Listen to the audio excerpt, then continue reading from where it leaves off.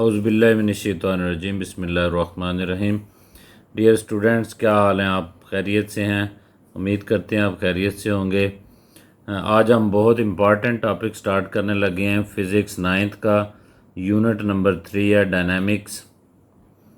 Dynamics start करने से पहले आपसे रिक्वेस्ट है कि हमारे चैनल को सब्सक्राइब करें, वीडियो को अगर पसंद आए तो इसको लाइक करें, बेल आइकन को दबाएं ताकि आपको जो हमारी आने वाली नई वीडियो है उसका नोटिफिकेशन मिल सके। तो इस चैप्टर को स्टार्ट करने से पहले मैं आपको बता दूं कि ये इतना ज़बरदस्त और इम्पॉर्टेंट चैप्टर है। इसमें मैंने कोशिश की आपको बड़े सिंपल तरीके से मैं आपको ये करवाऊं और मैं कोशिश करूंगा कि आपको मेरे पढ़ने के साथ ही ये डेफिनेशंस याद हो जाएं। तो आप स्टार्ट करते हैं। Dynamics is the branch of mechanics. Dynamics mechanics की ब्रांच है in which we study the motion of body and cause of motion. पिछले चैप्टर में हमने काइनेमैटिक्स पढ़ी थी। काइनेमैटिक्स के अंदर हम जस्ट स्टडी ऑफ मोशन करते हैं, काज ऑफ मोशन को स्टडी नहीं करते, जबकि डायनामिक्स के अंदर हम स्टडी ऑफ मोशन के साथ साथ काज ऑफ मोशन जो है वो भी हम साथ स्टडी करते हैं। तो हमने कोशिश की उर्दू और इंग्लिश मीडियम का मिक्स लेक्चर बनाएं, तो साथ ही ये उर्दू में डेफिनेशन थे कि मैकेनिक्स की वो शाख जिसमें हम जिस्म की मोशन के साथ इसकी वजूहात का मुताला भी करते हैं।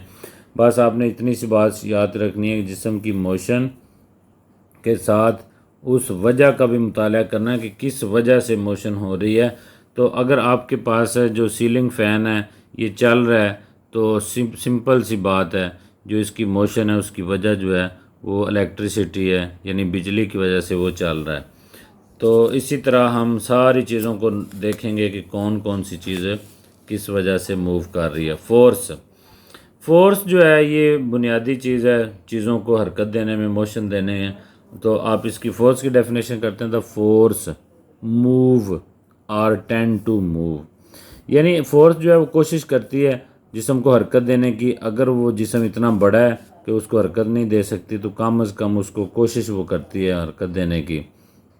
And stop or tend to stop the motion of a body. तो ये वही बात है कि अगर बॉडी बड़ा है तो उसको वो रोक नहीं पाएगा, लेकिन रोकने की कोशिश करता है।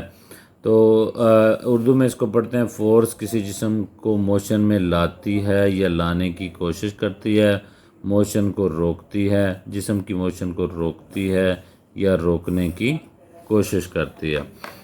तो ये दो लफ्ज़ हैं, इनमें आपने याद रखने, तो आपको डेफिनेशन जो है वो याद हो जाएंगी, इसमें इतना ज़्यादा प्रॉब्लम नहीं है। नेक्स्ट इनर्शिया है। इनर्शिया क्या होता है जी? Inertia is the property. Inertia क्या है? एक खसूसियत है, ये खूबी है of a body in which it resist. ये रेजिस्ट करता है एनी चेंज, कोई भी change, in its state of rest और मोशन। यानी कि जो इनर्शिया है वो किसी बॉडी की वो प्रॉपर्टी, वो खसूसियत है जिसकी वजह से वो किसी भी तब्दीली में, अगर उसकी रेस्ट की हालत है उसमें तब्दीली या मोशन की हालत है उसमें तब्दीली के ख़िलाफ़ वो मज़ामत करता है, यानी वो अपनी पोजीशन में तब्दीली नहीं चाहता। अगर बॉडी रेस्ट में है तो उसको उठाने के लिए आपको ज़ोर इसलिए लगाना पड़ता है कि उसके अंदर इनर्शिया होता है और वो इनर्शिया जो है वो अपनी हालत को तब्दील नहीं करना चाहता। इसी तरह अगर एक ट्रक आ रहा है तो उसके अंदर मोशन का इनर्शिया है। अब वो मोशन में है तो आप उसको अगर रोकने की कोशिश करेंगे तो आपके ऊपर से होके गुजर जाएगा, क्योंकि आपके अंदर ट्रक को रोकने की जो है वो इतनी सख्त, इतनी ताकत नहीं होगी। इनर्शिया किस जिस्म की वो खासियत है जिसकी वजह से वो अपनी रेस्ट पोजीशन या यूनिफॉर्म मोशन में तब्दीली के ख़िलाफ़ मज़ामत करता है। ये इसकी डेफिनेशन है। 3 डेफिनेशनें हमने कर ली हैं। Momentum is the quantity of motion. बस इतनी सी बात है, quantity of motion in a body. इतनी भी बात आप लिख दें, मोमेंटम का हेडिंग दें और साथ लिख दें quantity of motion in body. किसी भी जिस्म के अंदर जितनी हरकत की मिकदार है उसको हम मोमेंटम कहते हैं, due to its mass and velocity. अब मोमेंटम दो चीज़ों की वजह से होता है, मास और वेलोसिटी की वजह से। मास ज़्यादा होगी तो बॉडी जो मूव कर रहा है उसका मोमेंटम ज़्यादा होगा, वेलोसिटी ज़्यादा होगी तब भी उसका मोमेंटम ज़्यादा होगा। नीचे हम मैथमेटिकली देखते हैं तो मोमेंटम पी, मोमेंटम को पी से ज़ाहिर करते हैं, of a body is product of its mass M and velocity V. तो P is equal to M V, it's a vector quantity, यानी कि ये वेक्टर क्वांटिटी होता है मोमेंटम, और इसका यूनिट किलोग्राम मीटर पर सेकंड है। देखें इसका यूनिट किलोग्राम है, वेलोसिटी का यूनिट है मीटर पर सेकंड, तो मोमेंटम का यूनिट जो होगा किलोग्राम मीटर पर सेकंड है।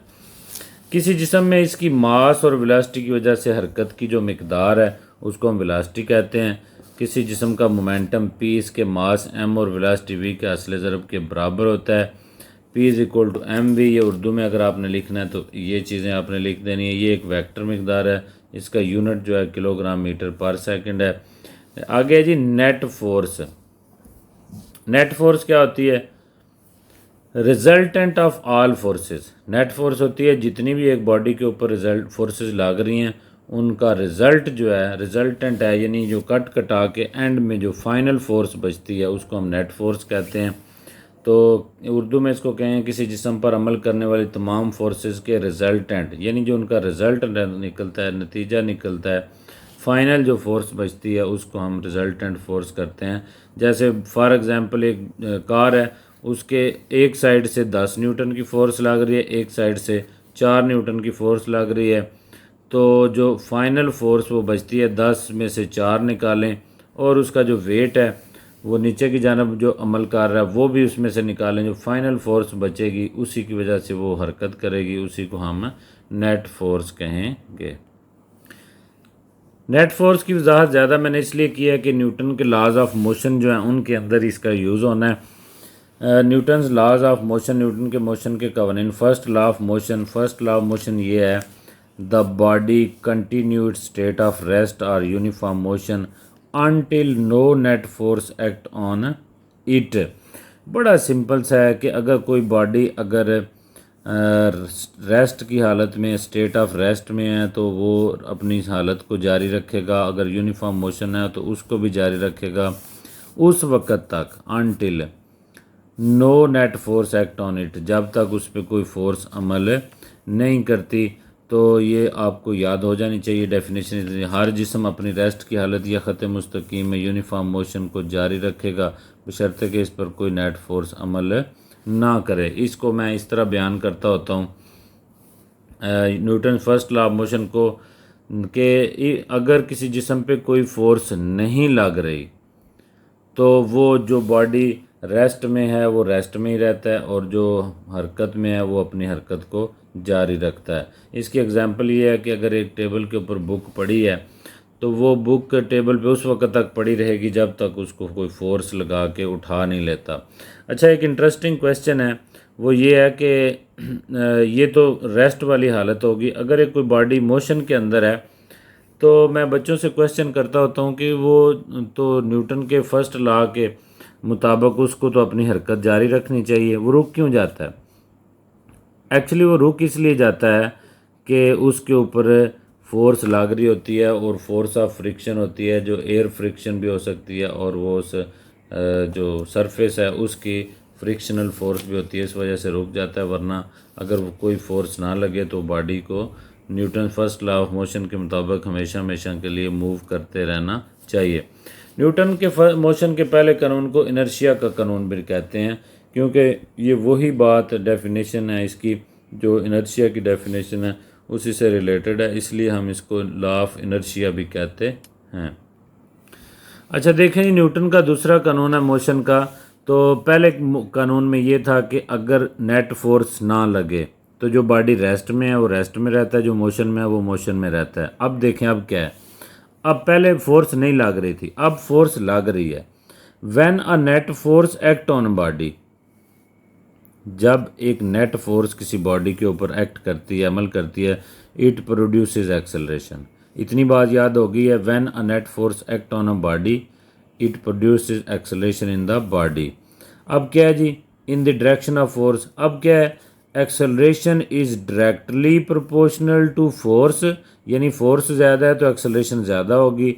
Inversely proportional to the mass, यानी कि वो जो एक्सेलरेशन प्रोड्यूस हुआ है मास की फोर्स लगने से, वो फोर्स के डायरेक्टली प्रोपोर्शनल है। फोर्स ज़्यादा लगेगी तो एक्सेलरेशन ज़्यादा पैदा होगा, फोर्स कम लगेगी तो एक्सेलरेशन कम पैदा होगा।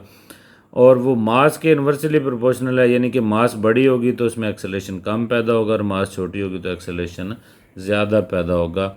अब इसको उर्दू में लिख लेते हैं। जब एक फोर्स किसी जिस्म पर अमल करे तो इसमें फोर्स की डायरेक्शन में सिमत में एक्सेलरेशन पैदा होता है। एक्सेलरेशन फोर्स की मिकदार के डायरेक्टली प्रोपोर्शनल और मास के इन्वर्सली प्रोपोर्शनल होता है। मैथमेटिकली इसको हम ये लिखेंगे, देखें एक्सेलरेशन का फोर्स के डायरेक्टली प्रोपोर्शनल है, मास के इन्वर्सली प्रोपोर्शनल है। इन दोनों को इकट्ठा कर लिया, इन वाली को एफ ऊपर आ गया, एम नीचे आ गया। अब ये प्रोपोर्शनल को डाक जब इक्वल लगाते हैं तो के कांस्टेंट आता है।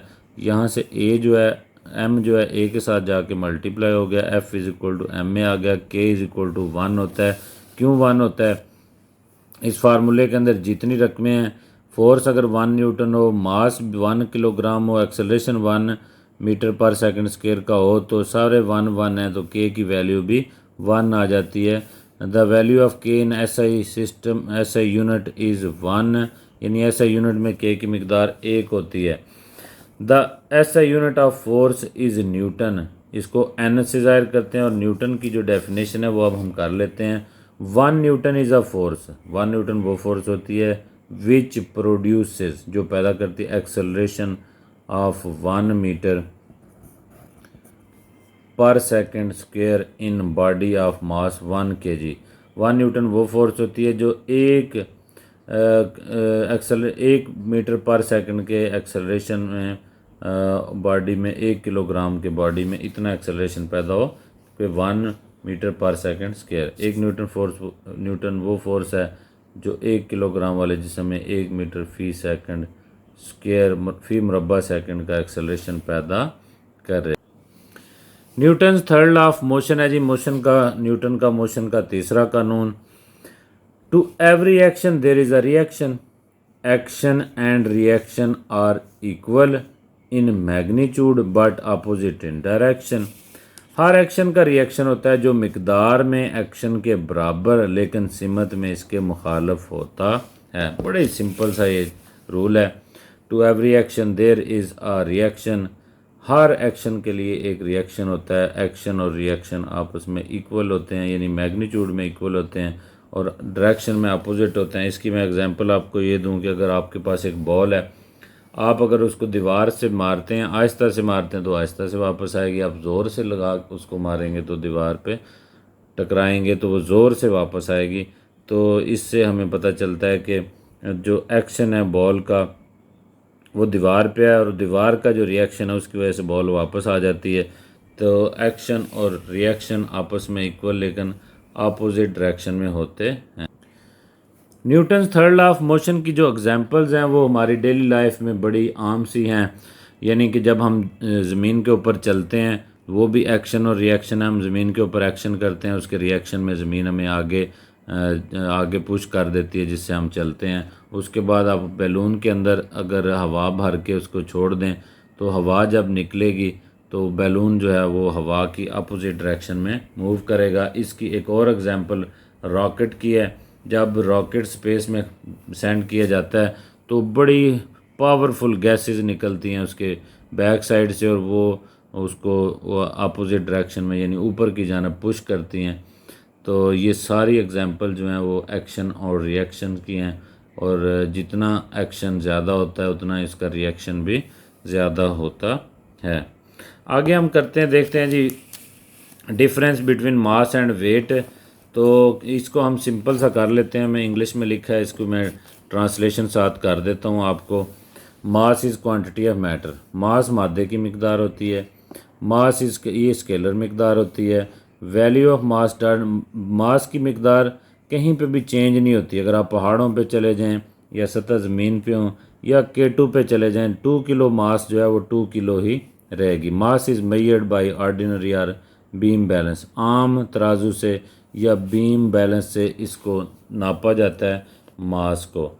तो इसका जो यूनिट है, unit of mass is kilogram. इसका किलोग्राम होता है जी यूनिट मास का।